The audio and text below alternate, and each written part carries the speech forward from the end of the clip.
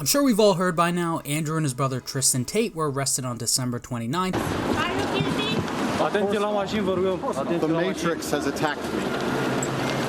I wanted to give the story some time to develop, as opposed to just talking out of my ass like some other people on this website. So now that we've got some more information, I want to explain to you guys exactly what's going on and share my opinion on this whole situation. It's alleged that the two Tate brothers and two other Romanian citizens who have not been named kept 6 women captive in houses surrounding Bucharest, Romania, where those women were assaulted and forced to produce adult content for social media under threats of violence. Not only was Andrew's personal home raided, but 4 other homes were raided around the same time. As to how they were getting these women to come to Romania and get them to work for them, it is specifically mentioned in the press release that Andrew and Tristan were using what's referred to as the lover boy method, meaning that they were basically saying they wanted to be in a relationship and potentially marry these women, but in reality they just wanted the girls to come to Romania so they could work for them. And as of the recording of this video, Romanian prosecutors have just been granted permission to detain Andrew and Tristan Tate for 30 days, so we're most likely not going to be hearing from either of them anytime soon. Andrew had tweeted this earlier yesterday, however this was not directly from Andrew, most likely his cousin Luke or someone else with access to his account. Tate's lawyer has stated that they have filed an appeal for this decision. The court issued an arrest warrant for 30 days. We've appealed it. The court will decide after the appeal what the final solution is. But there have not been any updates around that as of right now. It should also be mentioned that there is also an allegation of rape in the arrest warrant. One thing to keep in mind that no one is talking about regarding this situation is that there are 4 total people mentioned in the arrest warrant, not just Andrew and Tristan Tate, and to the best of my knowledge, we don't know who these 2 people are and what they have or haven't done. Also, in the press release, the United States and Great Britain are specifically mentioned, meaning that there is most likely some sort of outside influence involved in this as well. That's essentially the quickest and simplest way I can summarize the whole case for you guys up until this point. Now, Andrew has openly stated in the past that a major reason as to why he actually moved to Romania is because it allows for easier access to corruption. And I like living in countries where, 1, there's some kind of moral fiber beyond the dollar, and 2, I like living in countries where corruption is accessible for everybody. So that could either help him or hurt him in this case. It could help him in the sense that he could potentially just bribe his way out of the alleged crimes, assuming that he actually did it, or it could hurt him because the government could see this as sort of an insult and try even harder to prosecute him.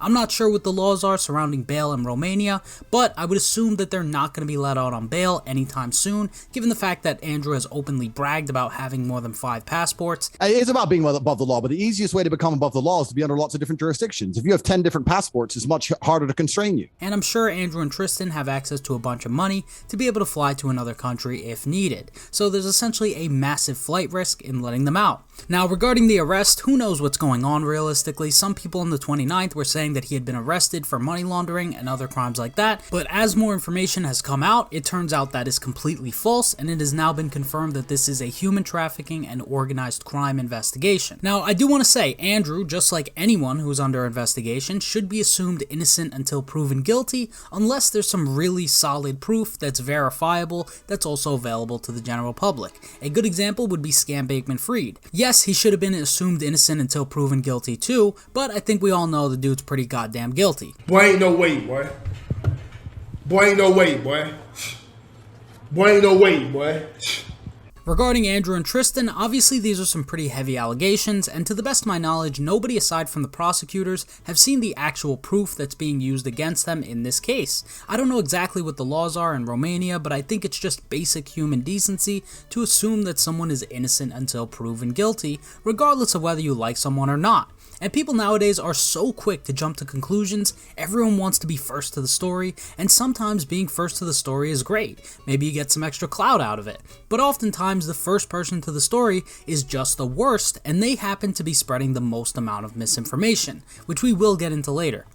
And in my opinion, there's only 2 possible scenarios here which actually make sense. Number 1 is Andrew is guilty of what he's being accused of, and if he is, and there's solid evidence of him actually doing these crimes, he should go to jail. Simple as that. I think even if you're Tate's biggest fan, if he did the things he's being accused of, which are some absolutely horrible things, at some point you have to be willing to put your emotions and feelings aside and admit the truth. Regardless of how many 2, 3, 4 hour podcasts anyone does, at the end of the day, we don't personally know these people or the things that they do behind closed doors. Andrew is a fully competent and, in my opinion, very smart man who's far more intentional in the things that he does and says than I think the average person is aware of. So if he did break the law in one way or another, most likely wasn't by accident. But when I think about it for a second, why in the world would Andrew and Tristan commit these specific crimes? Do Tristan and Andrew really need to capture women to get them to work for them? Given the reach that these two men have, the audience they've been able to cultivate,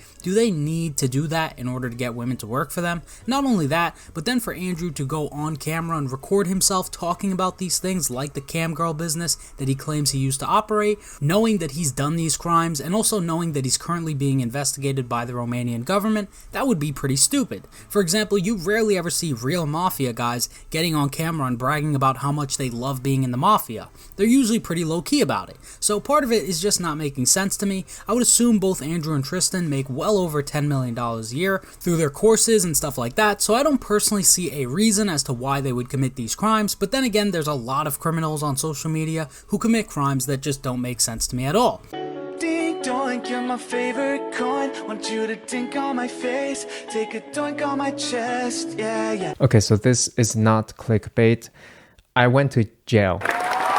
The only other explanation I can think of as to why Tate got arrested is that he's essentially being attacked by the Matrix, as he would like to put it. The Matrix has attacked me. Now, realistically, if I had to bet on what's actually happening here, I would probably bet against the Romanian government framing the Tate brothers for crimes that they have absolutely zero involvement in, all because of the red pill videos they post to social media. I just don't see that as a realistic course of action that any sensible government would take based on videos someone posts online. I think the Matrix, in terms of large social media platforms, have attacked him absolutely, 110%, and I don't think that was fair at all. And if the raid on his home and the arresting of Andrew and Tristan is based on completely falsified information, that is a very serious problem. There's also the possibility that the women accusing the four men involved were not telling the complete truth. That's not out of the question as well. Now, this investigation has been going on since April, and the police obviously knew this would be an internationally renowned story, so I would assume they're able to back up the arrest they made with some sort of actual facts. So I do think this is the less likely theory of the two, to be honest. But on the other hand, I would not be surprised if this was some sort of smear campaign influenced by false information, which is only coming out based on the amount of influence that Andrew has. Essentially like being canceled, but in real life. So when you become the most Googled man on earth and you're influencing people in the opposite direction, it would be ignorant for me to see and not understand there are people sitting around thinking, how do we make this guy go away? Now, I'm not a very conspiratorial type of guy. In fact, I hate conspiracy theories. However, I'm not sure if you guys have noticed, but essentially any time someone becomes mainstream and they just happen to be right-wing, they get absolutely obliterated and slandered heavily online. And there's absolutely no boundaries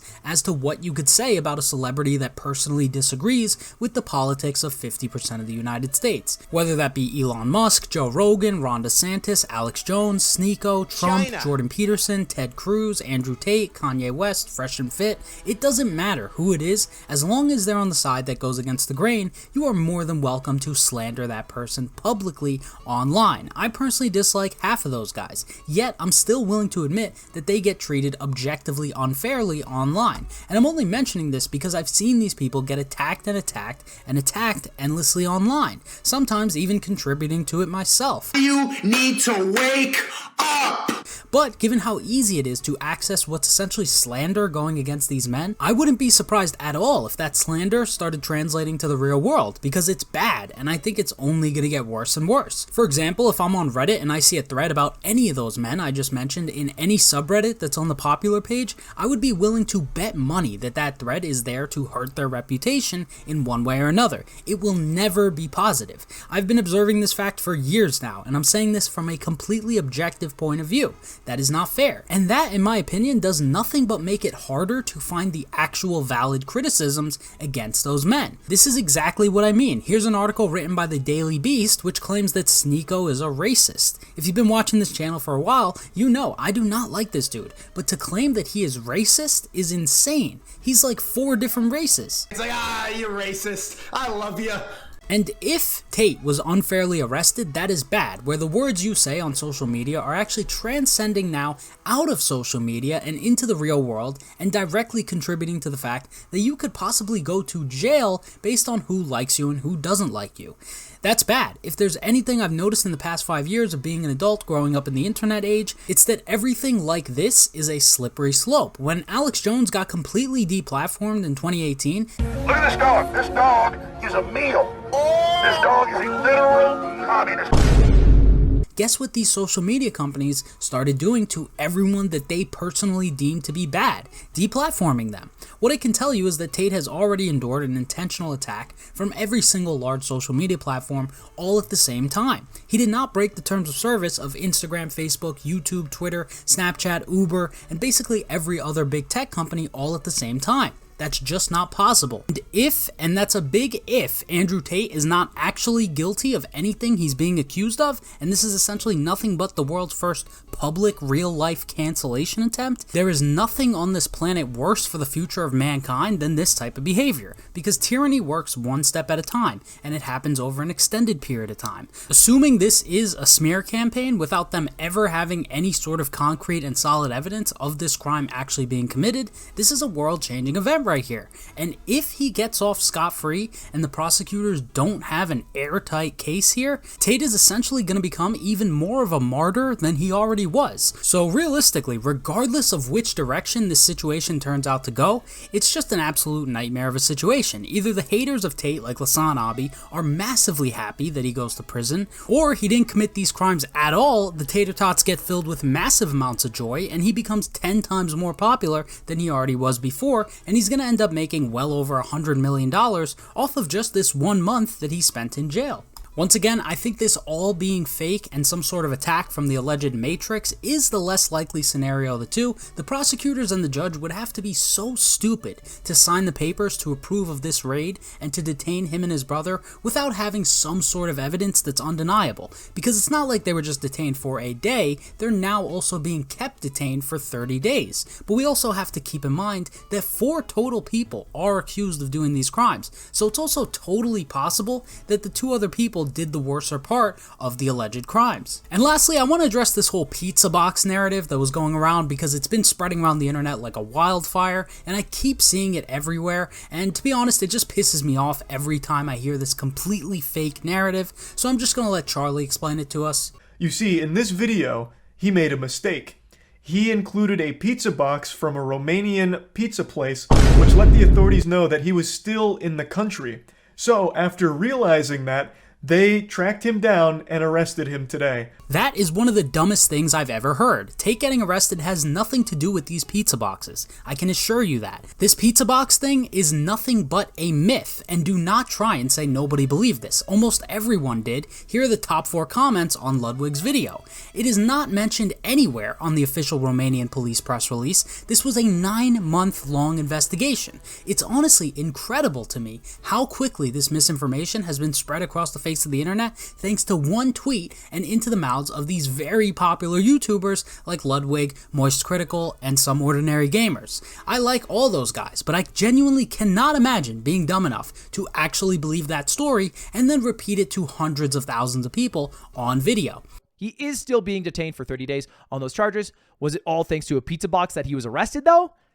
No, that probably should have sounded off my bullshit alarms. Here's the video in question. He's filming this in his home, which is in Romania. He has filmed like 200 other videos in that exact same spot, which just happens to be in his home. Here's a person who started this rumor about these goddamn pizza boxes admitting that this tweet was based on nothing but speculation. And either way, in 2022, almost 2023, if the government can't tell what country you're in from the cellular device that we all just happen to carry around in our pockets 24/7, that government is simply incompetent. Also, regardless of the brands on pizza boxes or cell phones, there's this thing called a passport, which the government can use to verify whether you're in the country or not, regardless of what you're posting on social media. This whole pizza box narrative is just so mind-numbingly stupid, I can't believe how many people were buying into this garbage. And just to confirm, here's an official spokesperson for the investigation team confirming the raid had nothing to do with pizza boxes. I know this doesn't change the main story much, but it's just simply incorrect. correct, and it's building this completely fake narrative where Greta Thunberg is essentially the reason why Andrew Tate is in jail. Someone has sat her down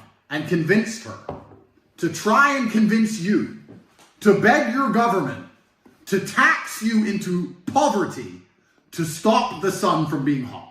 And not the 9-month-long investigation that took place. So what I can confidently say is anyone who repeated this garbage, in my opinion, I don't think they're a good source of information moving forward, because this was always such an easily disprovable and false narrative started from one tweet that was essentially pulled out of the ass of the person who wrote it. At the end of the day, we don't know what Tate and his brother have done or haven't done, or what evidence the police have, but at this point the only thing we can do is wait. There's no point in endlessly speculating and creating fake narratives like this pizza box narrative. We have to wait and see exactly what happens. I guess just for now, we could say that Andrew Tate got Bucharest.